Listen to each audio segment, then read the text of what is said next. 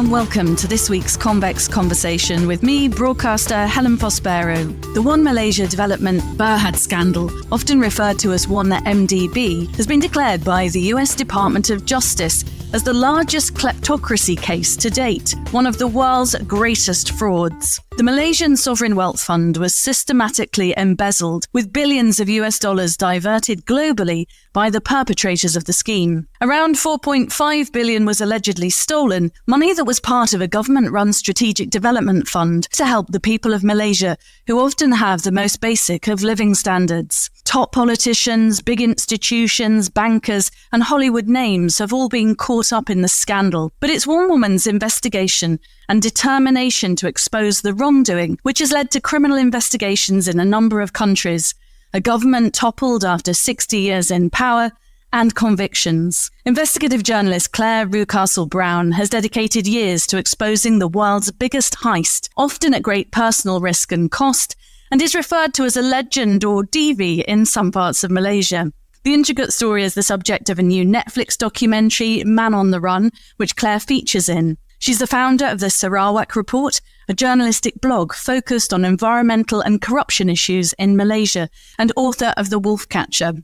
She's worked with the FBI and others to get the story out, and newspapers all over the world have followed her lead. Yet much of her work was done alone at her kitchen table in London whilst bringing up two boys. Clare's investigations helped uncover former Prime Minister Najib Razak's channeling of millions into his personal accounts from One MDB to fund a lavish luxury lifestyle and finance Hollywood movies like The Wolf of Wall Street starring Leonardo DiCaprio. Mr. Razak is now in jail, serving 12 years for criminal breach of trust, abuse of power, and money laundering for illegally receiving about $10 million from the fund. His alleged mastermind, Jho Low, who is said to be central to the movement of funds through shell companies and offshore bank accounts, is on the run, wanted for money laundering. Clare, as a friend and a former Sky News colleague of yours, I've been aware for years of how hard you've worked to expose this corruption, and I feel slightly ashamed, it has to be said, that it's taken a Netflix documentary to finally get my head around it, but it's such complicated stuff. In layman's terms, how would you describe it? I'm a journalist like you, and I'm not a financial brain at all. So I've really not seen any of this in terms of a financial scandal. I started to look into this as a human drama and an environmental catastrophe in the part of the world where I grew up as a little girl. So it was personal to me and in a way a responsibility for me. I had worked with you and others in the mainstream media in Britain for several years, and I'd taken a time out to raise my two boys, which perhaps gave me idle time. And not much, I might say. Not much, as anyone who's brought up children knows. But I had enough time to start looking at something that was personal to me, something I felt responsible for, which would never have been picked up, obviously, in a London newsroom. It was just too far away and too esoteric, possibly. And that was the destruction of the Borneo jungle, one of the most important environmental areas on our planet, one of the three great tropical rainforest lungs of our Earth. And having grown up there, I was invited back to talk at an environment conference, actually. And in that trip, for the first time, discovered the magnitude of the environmental disaster and human tragedy that had taken place over the past 30 years under a rapacious, kleptocratic government. It was a state, part of the Malaysian state, federal federation. And I felt I couldn't walk away from it. People had their lands taken, their forests destroyed, their livelihood removed. And we as a wider global community had almost lost, that was the prize, a place of unparalleled importance to all of us in terms of climate change and natural heritage. So I started to write about it. This was the start of the internet. People in Malaysia were online. They had a democracy, they could vote. But local journalists were oppressed. There was a very oppressive media environment. So I, from my distant perch in London, I decided I would write some of the things that local journalists couldn't, because the internet could bring it to the people of Malaysia. And that's when your blog was born, isn't it? Yes, that was back in 2008. I'd done a couple of expeditions out to Borneo. I'd gone to look at some of the logging. I'd been arrested, of course, doing that, and thrown out unceremoniously. That's 2008. I've never been able to go back to Sarawak since that time. But I had gauged the situation and made some contacts, and I started writing about what was driving this deforestation. And it was quite clear to me as a journalist, and indeed to anyone else living in Sarawak, although they couldn't say it, that this was about corruption and abuse of power and resource grabbing at a local level. And it was about a global financial system that was enabling these local kleptocrats to siphon all the money they were stealing from all this resource grabbing out of their home state and into huge billion-dollar property investments in our own economies. And I started to look at some of those overseas possessions of these modestly paid officials back in Malaysia. And just to lay that out before the people of Sarawak and Malaysia, how come the chief minister of this state has such enormous foreign wealth? That's where I started. Of course, you're dealing with an opaque financial system, which Britain in particular is particularly responsible for. And that's one of the things I've been writing and campaigning about, the offshore system that enables so much money to be stolen and then used by a handful of people who are becoming dangerously powerful in our global scene.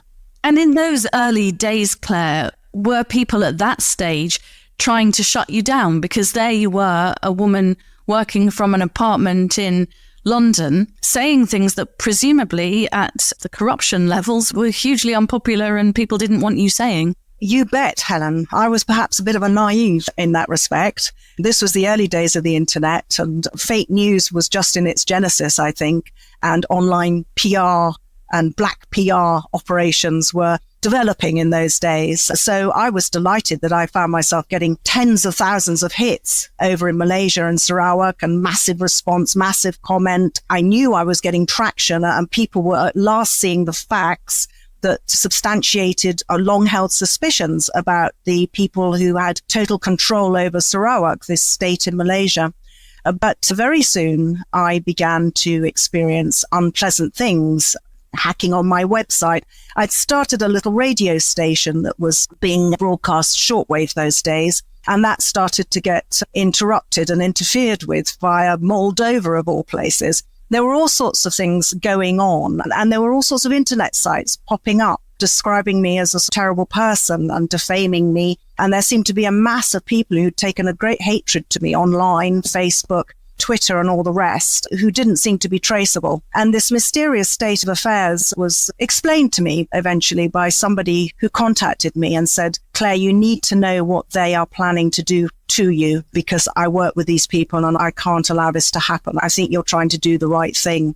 I was baffled, but I did meet with the person concerned. They presented me with a contract that had been taken out for $15 million. $15 million? To go after me. Oh my $15 million.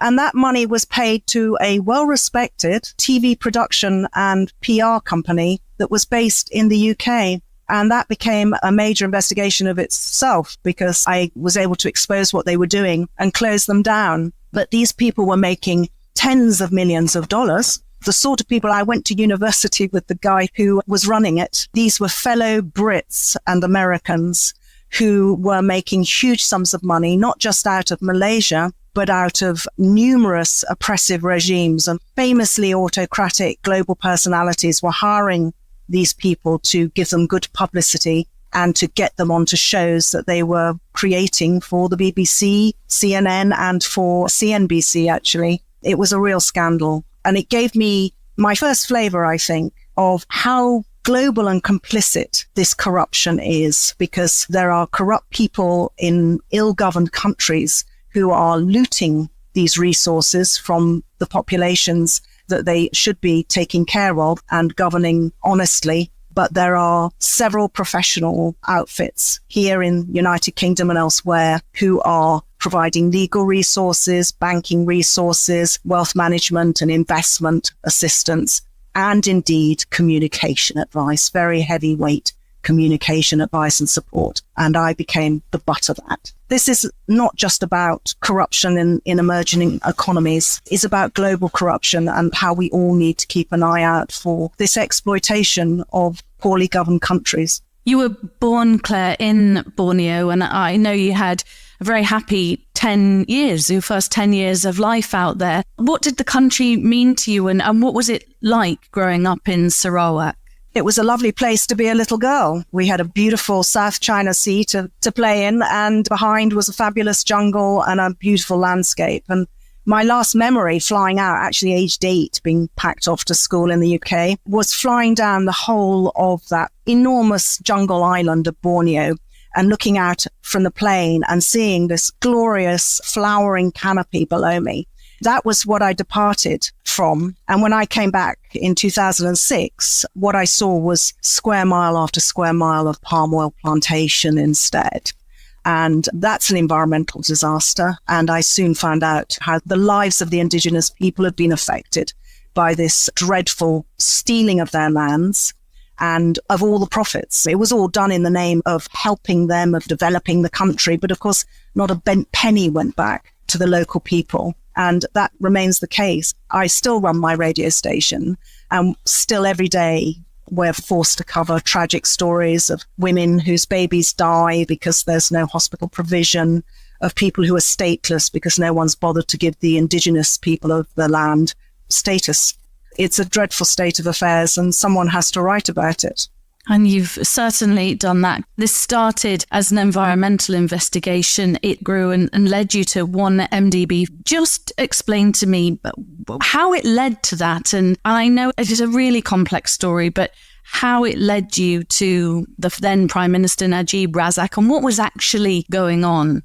You persist with things. I knew this wasn't going to be a short-term project. I knew that if I was going to start trying to investigate a scandal on the other side of the world that involved high-level corruption, I wasn't expecting to get involved in national Malaysian issues. I was just looking at the corruption in this particular state. But I'd done rather well at that after a few years, and we had a really stunning local election result where the chief minister of the state, he really came within a whisker of being overturned. Nearly half the electors turned against this guy because I'd proven what a crook he was, which everyone had suspected. And so this was a bit of a juncture because this was the moment for investigations to be made into him, wasn't it? I thought. He'd done very badly in the election. And so I looked to the federal government. There was a lot of cries for him to be investigated for the various corruptions that I'd exposed. But of course, the investigations didn't take place. This particular state provides very important votes, and it was supplying most of the oil that went to the federal government coffers. So I realized that I was actually dealing with a corrupt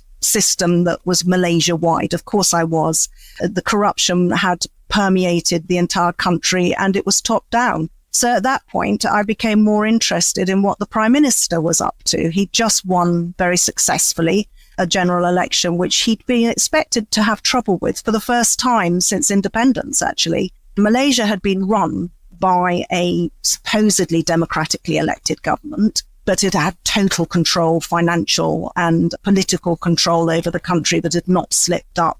And Najib Razak, the Prime Minister, managed to win the 2013 election blatantly by flooding it with mysterious money that oiled everything for him and smoothed everything out. And it was much talked about at the time, which everyone said was Najib's war chest, his slush fund for the election. And it meant nothing very much to me. But the talk was that he'd hooked up with some Arab guys, some young friends of a flamboyant young Malaysian, Chinese Malaysian that Najib seemed to be close to, called Jho Low. And that somehow these ruffians who were somehow connected to 1MDB were behind Najib's source of funds. I didn't take much notice until 1MDB invested in Sarawak. And I started looking a little bit more closely because one of the business ventures in Sarawak was funded supposedly by 1MDB and it was being managed by Jho Low. I started keeping an eye out for information about this. I started reading about Jho Low, who was becoming quite famous in Malaysia and indeed globally, because over on the other side of the world, in America in particular, Saint-Tropez, all the hot spots for the glitterati, Jho Low was becoming known as the guy who spent most in the bar. Literally tens of thousands of dollars in the bar, and he was splashing his cash. He was popping up in Las Vegas and spawning articles about his extraordinary parties. where the likes of Britney Spears would be invited to sing and dancing girls would be providing the entertainment and serving. And even caged lions and tigers would be laid out around the pool area for people these were just bizarre and extravagant events. Everyone in Malaysia was starting to follow his antics quite closely until what really caught my eye in the late weeks of 2013 was his involvement in a movie that was just coming out and being advertised everywhere, which was Wolf of Wall Street. I had been contacted and tipped off by a Malaysian journalist that somehow the Wolf of Wall Street was being promoted back in Malaysia by the wife of the Prime Minister, Najib Razak herself, as something that school children should watch in this Muslim country. And that had caused quite a bit of gossip. And so I looked at that and it quickly emerged that her son was the producer. Ah, interesting. This was actually Boxing Day that I started looking at this, and I was going through the internet, Googling away, and very quickly picked up that not only was this son of the Prime Minister supposedly the producer of Wolf of Wall Street, it was very much being said in Hollywood that he was the funder of it. And in every picture for the launch of Wolf of Wall Street was popping up next to Martin Scorsese, Leo DiCaprio, and this young producer was Margot Robbie, all standing there, and then this fat little Chinese guy called Jho Low. And it just was like a ping. So here's the guy from 1MDB standing right next to the Prime Minister's son, posing as the producers and funders of this $100 million movie. I need to say a little bit more about 1MDB. As I'd been looking at it, it had become clear that there were certain issues with the fund. It had been going by then since 2000 and the accounts weren't being produced. It got through 3 of the 4 major accountancy and there was no reporting on where the, by then, 5 billion ringgit, $1 billion that had been raised and then more, where it had gone. Nobody knew what it was being invested in. The idea behind 1MDB was that the government would borrow money, billions of dollars, and then it would somehow use its brilliant investment skills to invest this money around the planet and make profits that would then provide development for Malaysia. Now, that's not how a normal sovereign wealth fund works, of course. And it had all the kind of hallmarks of a scam. It was an excuse to raise money. And now they couldn't explain where that money had gone. And opposition politicians were starting to complain and say, where are the accounts? What's going on? And Najib had just been stalling for ages. And he was justifying himself by saying, look, this is in the hands of top accountancy companies. Yes, they've been changing a bit. And yes, they haven't quite yet produced the accounts, but this is all being properly managed. We've reinvested it in some Cayman offshore investment special vehicle that we'll give you the accounts for that sooner or later. We've made money so far. All these kind of really unconvincing feedbacks. And of course, they were working with a really gold standard bank, Goldman Sachs. And so everyone's being told, look, hey, this is in the hands of the best. Just lighten up and stop demanding to know where the money's gone. I had already jumped on Goldman Sachs about 5 months prior to that because I had actually, through my own contacts, because I'd been looking at 1MDB, somebody had slipped me an offer document for the bonds that were being raised to fund 1MDB. Being that it was a scam, the way they were running this scam was they weren't just taking oil money that had already been acquired by the government and investing that. But Malaysia already had a sovereign wealth fund based on its oil. So it wasn't that. This was a side number set up by Najib where they were borrowing very expensively on the global market, or in fact through Goldman Sachs, $1 billion and then another billion in order to fund these investments. And that there'd been first $1 billion bond and then 3 more bonds were raised, totaling another $3.5 billion. You're talking about $4.5 billion that was raised through these bonds, the latter of it all managed by Goldman Sachs. And someone had passed me the Goldman Sachs offer document for those bonds. And there were lots of very untoward aspects for that. Nobody was getting these offer documents because for some reason, Goldman Sachs had decided that they wouldn't be offering this on the open market. They would be offering it through their own customers. So they would keep it below the line. out of sight and therefore away from scrutiny in practical terms. And when I saw that offer document, there were so many red flags. They were taking a huge commission. In the end, they took $600 million commission into the bank. It was Goldman Sachs's biggest single ever deal for raising bonds. They were charging top interest rates to Malaysia. Now, for what reason? Why would a country agree to such egregious terms when if they wanted to borrow money, they could go onto the open markets, borrow for a fraction of the price, pay a fraction of that money to the bank that did the job? There were people out there, as I was talking to lots of professionals in the business, gosh, we'd have done it for a fraction of the price. There's only one reason that jumps to mind, which was that it was a crook deal.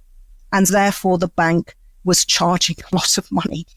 I wrote about that in mid-2013, and I said the regulators had better look at Goldman Sachs. It was not what many mainstream newspapers would dare to say, but I felt I had the evidence, and I damn well said it. And 48 hours later, Goldman Sachs hadn't come after me, so I reckoned I was probably right, because they're very litigious.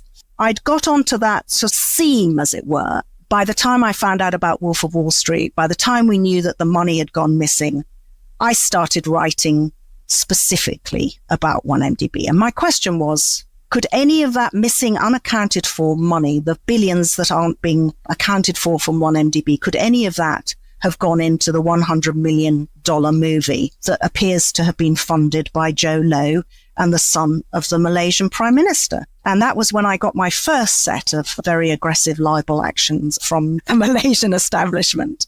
They hired some top Hollywood lawyers to threaten me. It just is extraordinary, Claire, because I've already mentioned, but I know you were bringing up your boys at the time, and you were this lone ranger really working to uncover all of this. Just going back to Goldman Sachs, the bank did face charges by the Department of Justice. Some people went to prison, didn't they, just to finish off on that thought? Yes, they had to admit to the crime of having stolen and laundered these billions of dollars. They're under a deferred prosecution agreement, whereby if they go and do it again, they could be hauled through the courts in the United States. But they have paid a fine of $2.9 billion to the Department of Justice.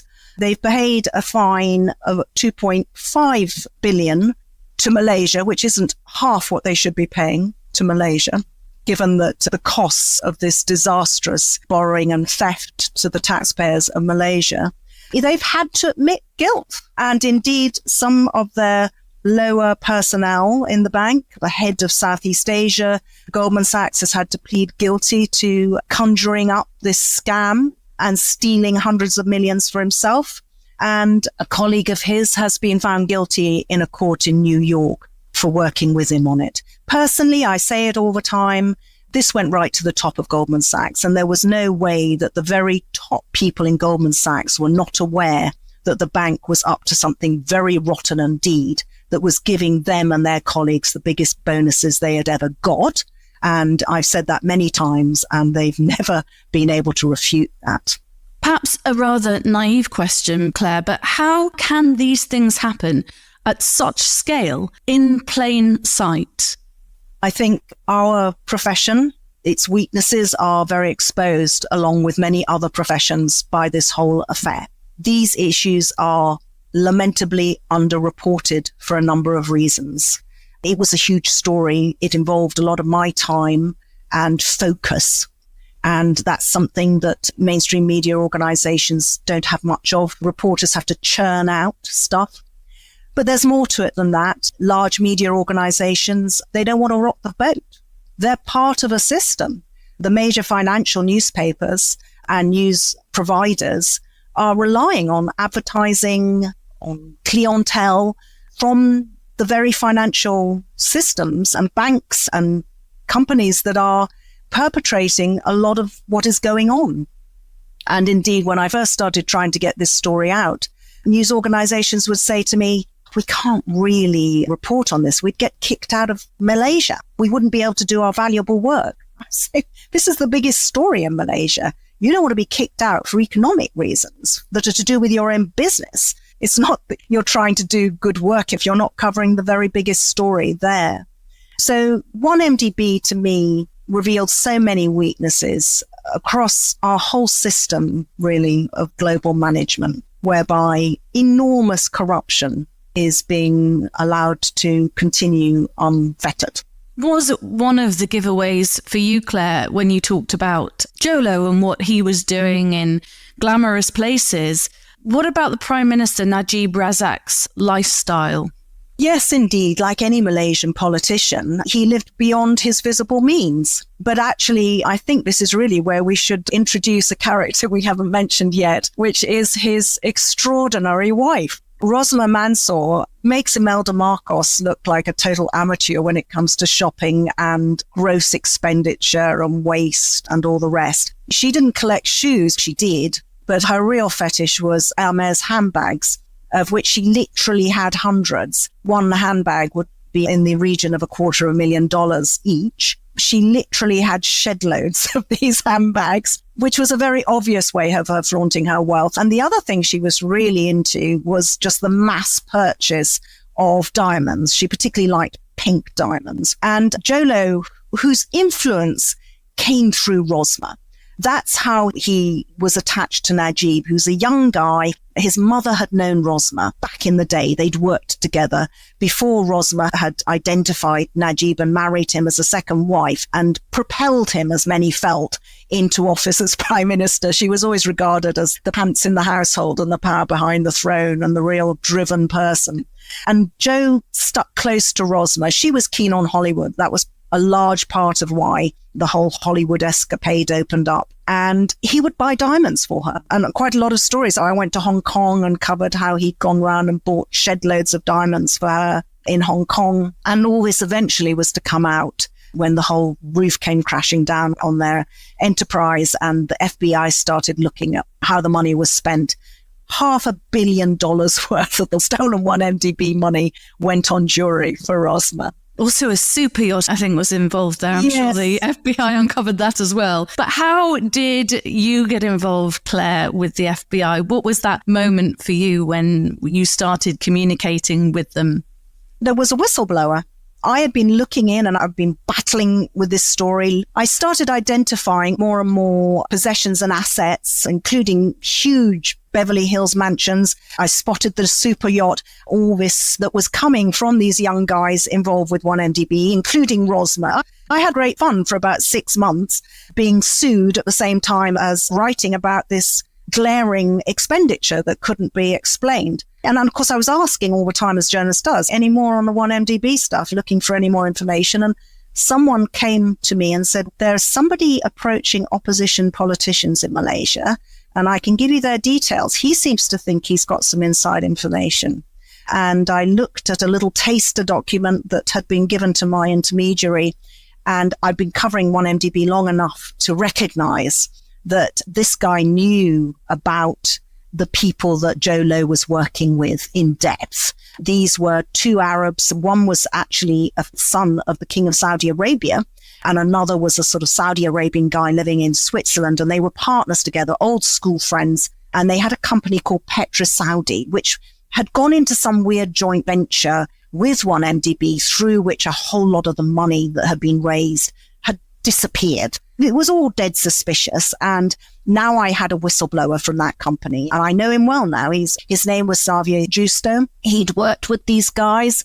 He'd fallen out with them spectacularly, and he'd become very suspicious of what they'd been up to. He hadn't been kept in the know. He knew something was going on, and he got hold of their server and all the data. And after about 6 months of trying to persuade Xavier to give me this material, he finally passed it to me and to another colleague of his, another big news organization in Malaysia. That actual news organization couldn't publish any of the stuff in any detail, but I was safe in London. So I went through and I published so much of this data, which showed how the first 700 million out of the first $1 billion that had been supposedly invested in 1MDB via this joint venture with Petra Saudi had been stolen into a company called Good Star Limited, based in the Seychelles, owned by Jho Low. It was there that I had the story, and so I published that. So what was I going to do with a huge story like that? I'm just one little blogger in Malaysia. This was a global story. It was a massive theft. And so I went to the Sunday Times, who were very interested at first. And I also got back in touch with the FBI. I had been talking to the Department of Justice and FBI about my previous exposés over the years, because it had become plain that the Obama administration had been getting increasingly and justifiably concerned about global kleptocracy and the corruption of our own systems that this is causing. I covered so much in this enormous affair, but a lot of the money, as I was discovering, was going into buying political support in Europe and in America. And indeed, hundreds of millions subsequently went to the chairman of the National Republican Committee to try and close down the investigations by the DOJ. So I brought this initial theft of 700 million. I got my contacts on the phone and I said, look, I can prove 700 million got stolen from Malaysia's 1MDB by this guy, Jho Low. Is that a big enough sum for you to be interested in? And the reason why I wasn't sure was because I'd already first gone to the National Crime Agency, Serious Fraud Squad in Britain, who had told me they were just too busy and it was austerity and they didn't have enough money to chase financial fraud. So I'd been sent away with a flea in my ear by them. But luckily the Americans were more interested and they flew over to London and they debriefed me. And so then I had a situation where I'd got a major newspaper organization interested and I had the DOJ, FBI looking into this. And I thought, okay, this is my strategy. This needs to be taken out of my hands to a certain extent. That was my strategy. In Malaysia, Claire, I would imagine you're seen very differently by very different people. There are parts of Malaysia and people who know you as Claire and see you as a DV, which I think is a legend, and you can correct me if I'm wrong there. But on the other hand, at the minute, you're not allowed back into Malaysia, even though there's been a change of government. There was a change of government in 2018. So tell me a bit about how you're seen in the country that you were born in. There are people who are invested in the corruption and they don't like me very much. The Prime Minister, Najib, is now at the end of this very long tail. He ended up in jail because of the expose. It took a very long time, 5 years, between me kind of stumbling on what was going on, getting the FBI interested and starting to get media to cover it, and him finally ending up behind bars.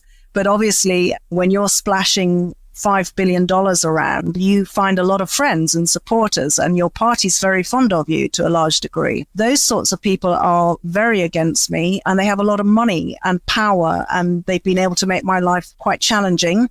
On the other hand, there are people in Malaysia, and I hope they're in a majority. They're certainly very supportive and make me feel that what I'm doing is worthwhile, which is hugely important. They would like to see reform. They're very angry to see how their country has been damaged by such extensive corruption. And they're furious that money that could have educated children, saved lives and developed their economy and roads that were needed are going into the quite disgusting lifestyles of the people who stole that money. So I guess they're in favor of me. And there are a lot of powerful people that aren't. I've had a lot thrown at me, but you haven't lived unless you've been sentenced to jail. And as of yesterday, I don't know if you picked up, but a Malaysian court sentenced me to 2 years in jail for alleged criminal libel, which is not something obviously that exists in the UK, but I was tried and charged and sentenced in absentia without my even knowing that there was a court hearing going on. And 2 years in the clink should I get caught by the Malaysians. And they have a very unfortunate habit of, this would be the third time I've had various kind of warrants issued against me. They tend to go to Interpol and request a red notice alert, which decent countries would issue against perhaps a terrorist or a murderer or someone who's dangerous. Journalists like us are quite often are the target of an abuse of this. And if they can get your name onto various alert databases around the world, particularly Interpol, then they can make your life quite difficult if you want to travel. So that little bit at the moment at the border where you wonder whether whichever country you're going through has got you on their list to be arrested. So that is a challenge. I'm safe in Europe. Any Malaysian journalist who was trying to write about the things I write about would have long since had their life destroyed, and several have been put in jails. That, in a way, justifies what I do as a nosy foreigner. Quite a lot of people like to call me that. There are many more who say, look, you can do this, and we're really grateful that you do. I'm in awe of how you've dedicated so many years to trying to expose all this. I just wondered how supportive your family have been, because obviously there have been worrying times. If you're listed on that list almost as a terrorist and then you'd been sentenced with you not there to 2 years in jail, and I'm very glad to see you turn up in one piece on the podcast today. But have they really understood? Because I know you've been trying to jiggle work and family life in your investigations. And I can see as a journalist why you've been like a dog with a bone on this and why you will not be intimidated and let it go. But have you had a lot of support from family and friends? Yeah, my poor husband and my poor boys. As teenagers, I think there were quite a lot of moments where they had a right to be frightened. When things got really bad, what happened was I exposed the whole thing on Najib, and immediately 15 million on the previous case, forget it. I had a state. They were after me. Luckily, the FBI had got onto the case over in America, but they did their thing, and there's no way a journalist is going to get access to an official investigation. I just had to wait and hope that they completed that investigation, and it took over a year. And during that time, I was on my Borneo in London. Most of the mainstream media were chased off the story by aggressive legal action, threats. I was being depicted by lawyers who were talking to media organizations as a madwoman paid by the opposition. I was manipulating the evidence, you name it. I was vilified. So pretty much on my own. What happened to my whistleblower? Within a couple of months, trumped up charges against him were brought in Thailand, where he was unfortunately living next to Malaysia. A lot of influence that Najib had there.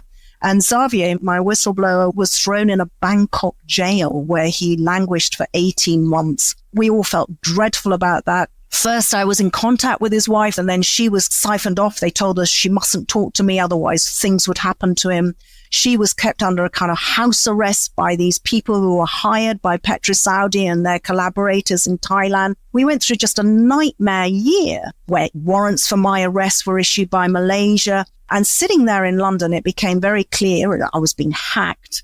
PR firms were being hired to have massive black PR operations against me. The one thing they did do was give me a profile. For millions were spent on making me a famous internet figure, which you have to try and take on the chin and say all publicity is good publicity. I tried to use that to my advantage. At least I was getting the noise out there about what was going on. And I began to realize, nonetheless, that I was clearly being followed. Private detective agencies were hired. It's all come out now. PR agencies were hired. And I discovered, and I could feel, that I was being tagged in the streets. And threats were coming through, obviously, on the internet. And there were some incidents. I remember my younger son, aged 16 at the time, marching me to the police station on one occasion because it was so obvious that we were being followed. And we'd been sitting having a cup of coffee, and we just said, look, you've got to go and say that you're being harassed. Because I think they were doing it on purpose to make me frightened. They were being open about following me. So I went to the local police station. I don't know if the police and the journalists get on very well, but the response at that time was, you're a journalist, aren't you? Malaysia. Isn't that what you let yourself in for, then, if you start getting into that sort of story? So I was kicked back out. And anyway, I used to stand with my back against the wall in the tube, let's put it that way. But I never did get anything too dangerous or terrible happen to me. I was safe enough in London. Thank goodness. You said that former Prime Minister Razak is in jail now. I think he's serving 12 years. And Jho Low's on the run, isn't he? Yes. What eventually happened was that the FBI brought their case. The Department of Justice issued a statement. It was a sort of devastating statement where they issued a court filing to seize all the assets. And they'd done the job I couldn't do, which was to pierce the corporate and offshore veil and trace the money through the international system. So I'd been able to say, it's disappeared from here, it's popped up there. Is this the same money? And I've been writing every day. There'd been clues and hints and leaks that I'd been writing about. But here was the definitive, this is the banking trail of how this $5 billion had been stolen and how it had been spent. And it was shocking. And we'd already identified the banks that were involved. Goldman Sachs was one. There were about 20.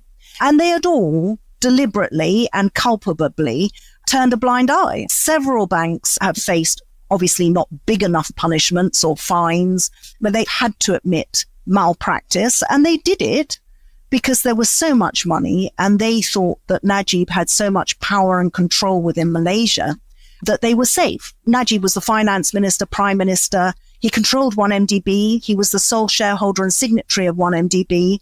I think most of the banks who got involved and took high fees for helping transmit that money and somehow failing to issue the suspicious transaction notices that they should have done, they thought that they were dealing with a powerful prime minister who could control any fallout within his own country, and so they could hide it. And I think this is going on all over the world. This is why I think it's such an important case, and it's why I stuck with following 1MDB for so long, because I am convinced, or I know any journalist in this field knows, that this was a perfect case study of what's happening everywhere, of how badly governed countries, where populations are vulnerable, where you have authoritarian, over-centralized elites controlling the country.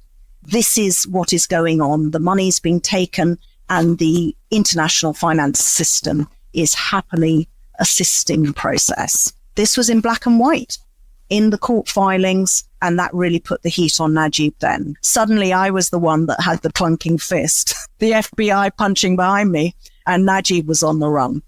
Jho Low had long since gone on the run. Actually, Jho Low went on the run just a few weeks after my first story, which was in 2015. Najib didn't get caught up with until last year. He was finally jailed. But Jho Low knew that he needed to run. He ran to China, and that's where he still is. I think what really brought an end to this, and rightfully, was the 2018 election. Najib had to go back to the polls, and the whole point of bringing all this information to the Malaysian public was to give them the power of information, the power of knowledge to make a decision. And for the first time in 70 years, the Malaysian electorate got together sufficiently and agreed that they were not going to have this government any longer. And Najib and his UMNO party, which had ruled Malaysia since independence, was unceremoniously kicked out of office. And the next government set about prosecuting Najib. That's where the journalist fits into this. The Malaysian public, they did the deed. They voted out a corrupt government. As we wind to an end, Claire, and I think you've done a marvellous job in the length of a podcast to tackle the whole story. And obviously we've scratched the surface in a way, but I feel like we've had a real flavour of your life and your life as an investigative journalist. But I just wondered how you felt about the Netflix documentary, because again, a documentary of that length can presumably scratch the surface, but at least it's brought the story out, hasn't it, to millions of viewers all over the world.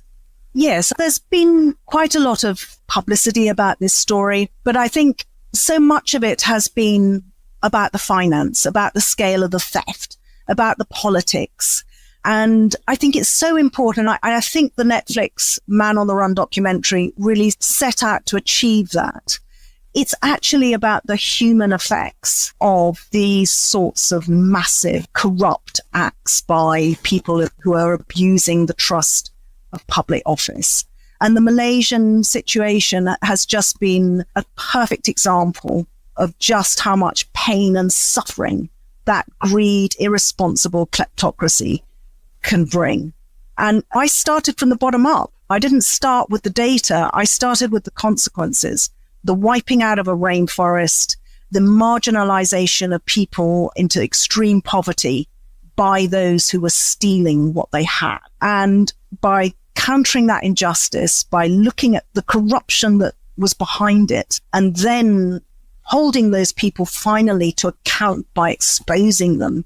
That's what I felt was important. That's why I did it. And I think the documentary really worked hard to explain why it matters that we really confront this level of crime in society. And that more transparency is needed. It's all about transparency, and we have protected this opaque offshore system, and we've allowed it to get out of control and to become an enormous part of our global financial system, where there is no accountability and no way of being able to understand who owns what. And it's just perfectly set up to enable corrupt practice and abuse of power. It's designed for that purpose. And we're managing it. Our professional classes in Britain are managing this whole system, and it's on our conscience. And the thing is that although it's harming the peoples of countries like Malaysia, it's also harming us because that money comes through the offshore system and into our economies. And it starts to corrupt and skew our societies as well. Politicians are on the take. Property prices are becoming stupendiously overinflated in capitals like London, where no one from Britain can sensibly afford to buy anymore. This is because of a huge influx of criminal cash that is being concealed by the offshore system.